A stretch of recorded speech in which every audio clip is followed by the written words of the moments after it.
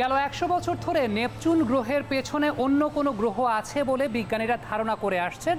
অদৃশ্য এই গ্রহটির নাম দেওয়া হয়েছে প্ল্যানেট 9।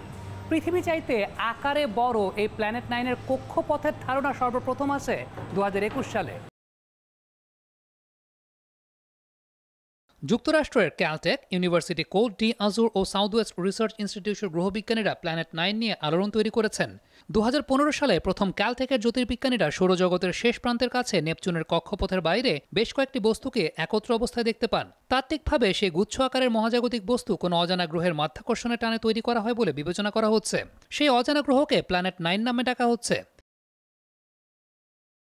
গবেষকরা গ্রহের অস্তিত্ব প্রমাণ করতে বিভিন্ন গবেষণা পরিচালনা করছেন।